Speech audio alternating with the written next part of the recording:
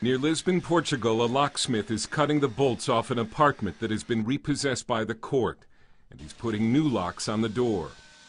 The family isn't home, and the place looks like they abandoned it. In Terrassa, Spain, outside of Barcelona, protesters try to stop the eviction of a family that's fallen behind on their mortgage. The father says, "I want to work. I want to be able to pay a mortgage." What some call a recession is in Spain a full-blown depression that's hitting young people and young families the hardest. In Spain, the unemployment rate is 24.6%, close to the level in the United States during the Great Depression.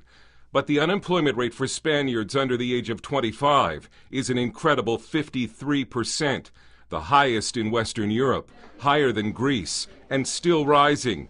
It has created a lost generation of 20-somethings with very bleak prospects ahead of them. Spain is one of the EU countries being crushed by the euro.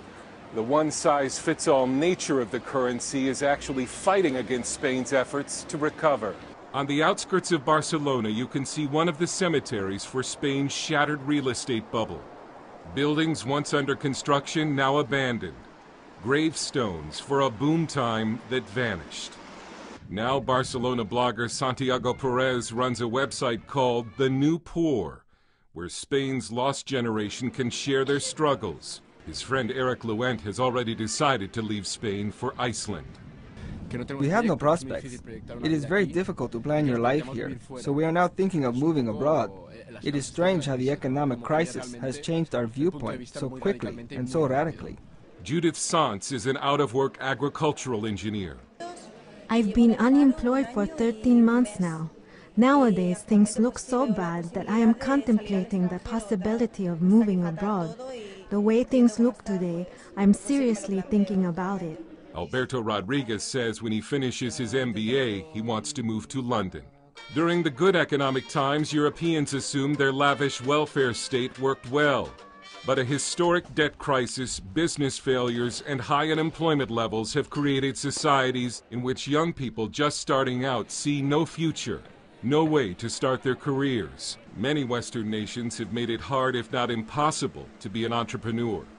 In Paris, Clement Grandjean found it so hard to start a business as a young entrepreneur that instead he started a Dilbert-style comic strip that makes fun of the business culture and government regulations in France. All the ships look the same, so it represents the path that everybody will tend to follow if they were following what society wanted them to go. While still working on his MBA, Grandjean was trying to set up a company to export French products to Japan. Then the French government started demanding money.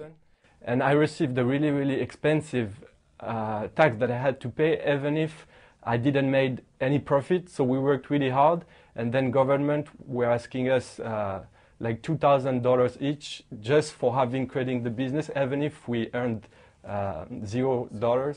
So we decided to stop the business before it became too expensive. Grandjean considered leaving France, but decided to stay and try to navigate the business culture. But polls have shown most French young people wouldn't even think of starting a business. They want lifetime government jobs. Across Europe, the lost generation is angry because it believes it was handed a mess it didn't create. Too many also live with their parents, sometimes into their 40s. Like Nuno Pinto in Portugal, who's already thrown in the towel and filed for bankruptcy. I am 40 years old and I'm living off my parents. That's my painful reality.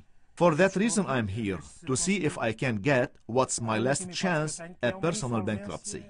When these are the prospects that young people have to look forward to, it shows just how bad it's become for Europe's lost generation. Dale Hurd, CBN News in Barcelona.